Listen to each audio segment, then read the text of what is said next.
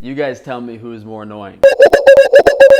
These fake natty juice head monkeys, or the virtue signaling fairy boys. I mean, I wouldn't have sex with nearly as many dudes if I didn't ask for it, that's for sure. That seem to be the next best experts on exercise form every few months.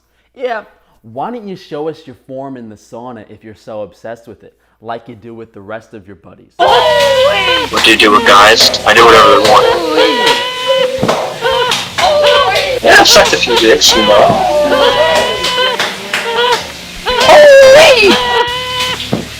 Yeah, I've sucked cock. I've sucked a few cocks.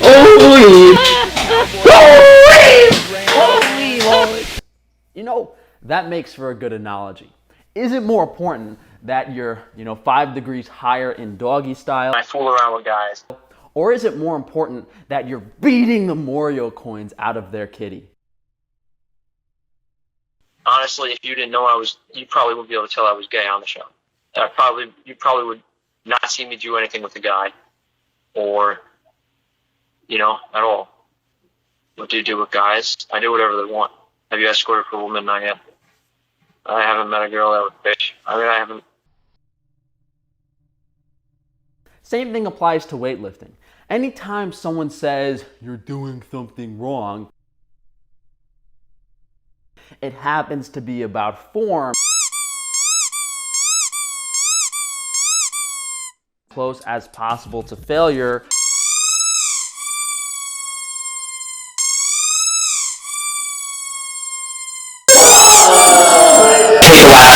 A dumbbell press to a dumbbell fly, maybe not even putting the weights down, which can overwork certain muscle groups like the shoulders, chest,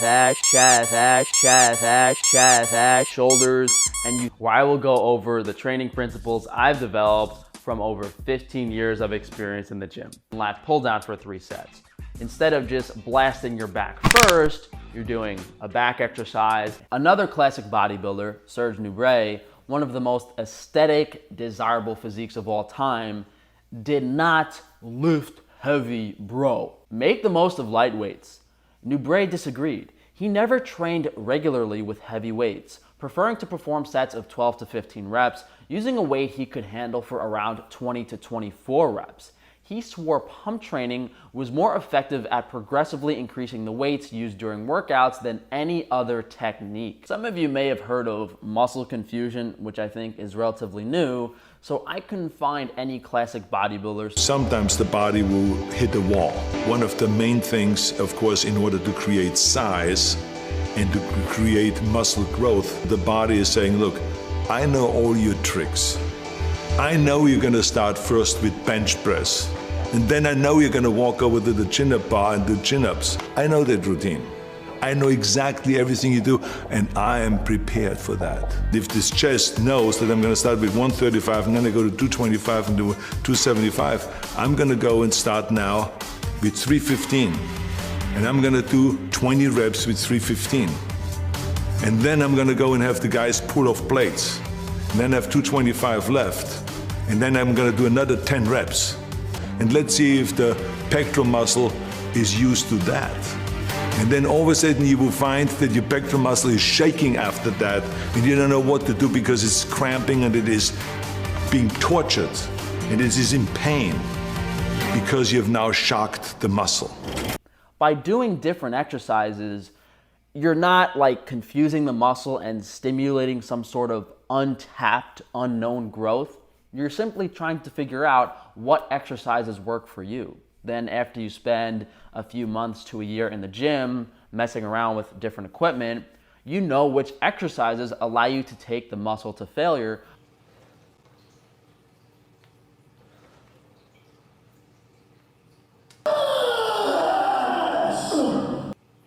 take the muscle to failure. The goal each set is to basically get, like 15 to 20 good reps isolating the muscle. So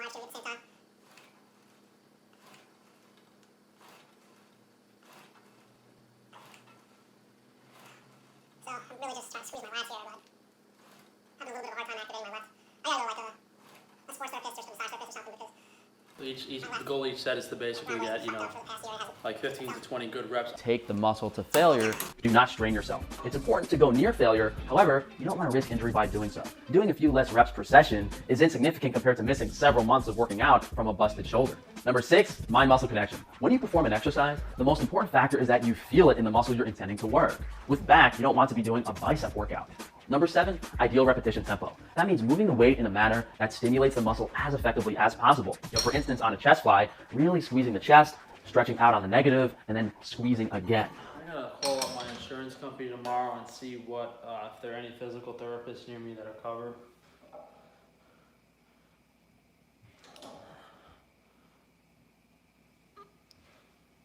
My shoulders are so fucked. This does not feel good. I don't know if what I need is a chiropractor. To take that muscle to failure. I gotta call up my insurance. That's not failure. It felt better when I stopped working out. Oh, my fucking neighbor always has his lights on. Looks like he's doing rituals in his fucking living room. It feels better when I don't work it out for a day or two. So it's definitely a combination of like overuse and improper posture too. It's not just one thing or the other. Monkeys, monkeys, monkeys. Ooh, ooh. And I've arguably made the most impressive natural trend. As you can see, I am negative for all anabolic steroids and my testosterone ratios are normal. I haven't been paying attention. Any vegan with a semblance of muscle mass is shooting testosterone up their ass every week. Every one of those naturals that doesn't have a drug test, for whatever reason, are shooting testosterone up their ass every week. And I've always been 100% natural. Listen. I get it. All of you gay boys. What do you do with guys? I do whatever they want. Yeah, I've sucked a few dicks, You're upset I'm not playing in the sauna with you. Yeah, I've sucked cock. I've sucked a few cocks. Really ridiculous, as I'm the only person I know as a natural that has taken a drug test on YouTube. And I hate to break it to you guys, but you can't discredit someone who looks like they were carved by Michelangelo. Certainly fallen prey to delusions of grandeur. Like I should be standing by Zeus himself. All that weed fact station will give you your number. I got that Craig Titus look. Huge and fucking freaky. You look like shit. I went from people calling me a skinny fairy boy, ooh, to accusing me of steroids, which is a comically drastic difference. If you do want to look like a marble statue, like you're chiseled out of steel with 17-inch pipes, do you guys see these 17-inch steel pipes bolted onto the torso of a marble statue? Now, I don't know about you guys, but I haven't heard of too many other lifetime naturals on YouTube having 17-inch cannons. All that weed fact station will give you your number. I have a measuring tape down here right now. Can you even clean up your own room? No. Well, you should think about that. You should think about that.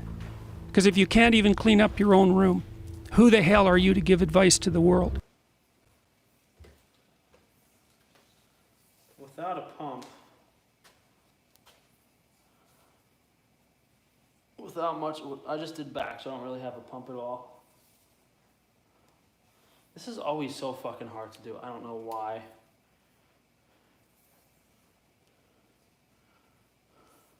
I don't even work out my arms really anymore because my physique's a little imbalanced.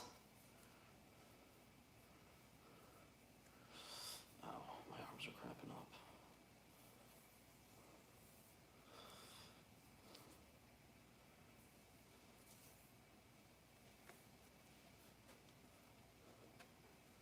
Ow, I can't, my My biceps are literally cramping up.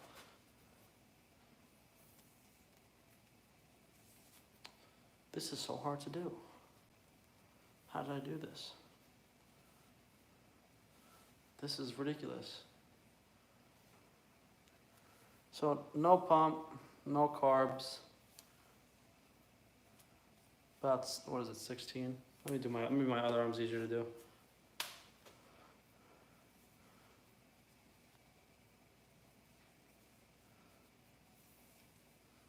Oh, I think it's staying. No pump, no carbs. About 16 and a half. So, you know, it's pump up, carbs, easy 17.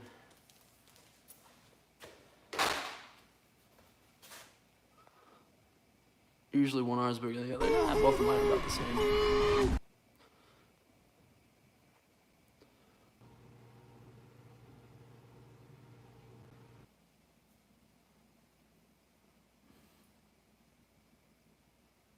But that negativity of those people stayed, and my channel never really grew at all, getting, 17-inch arms.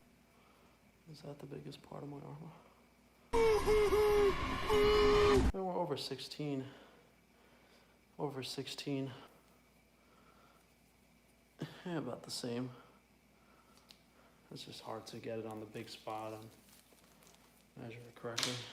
But it became unfortunately obvious that people weren't coming to my channel despite me looking as good as a lot of other influencers and providing educational fitness content with unique ideas. And there are gang stalkers, groups of paid people trying to gaslight and discredit my fitness information, when in reality I look as good, if not better, than most fitness influencers on YouTube.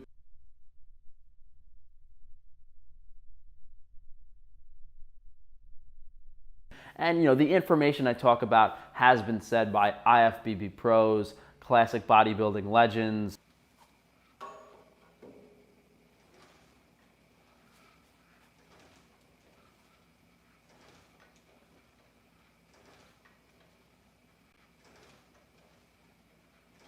Those people are praised.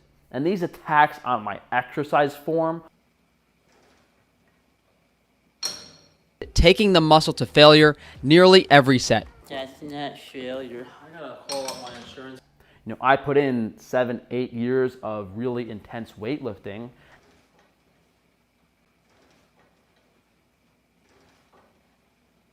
And the muscle memory helped me get that back. But if you wanted to look like me from scratch with the average routine, even if you took steroids, it would take you 2 to 3 years. Now my liver's messed up, my digestion's messed up. I'm gonna call up my insurance company tomorrow and see what if there are any physical therapists near me that are covered. I don't know if what I need is a chiropractor. I'll probably not broke even considering the time investment. But the difference between working out a few times a week, going to the park, and normal food volume is so drastic when you compare it to a bodybuilder.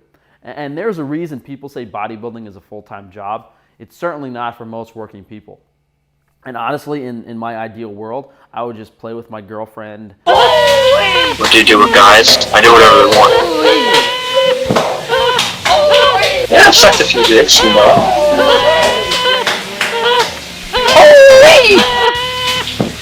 Yeah, it's not bad.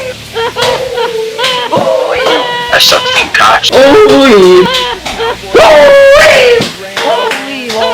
Like half an hour in the morning and half an hour at night, and that would be my workout. And we'll save those stories for another time. I got so many good stories to tell when I'm older, and I just don't care. And listen, you guys might be having fun all muscled out in the sauna. What do you do with guys? I do whatever they want. Yeah, I've sucked a few dicks,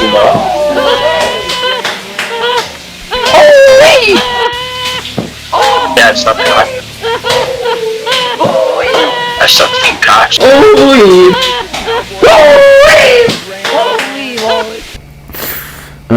I guess some people have to have some integrity, right?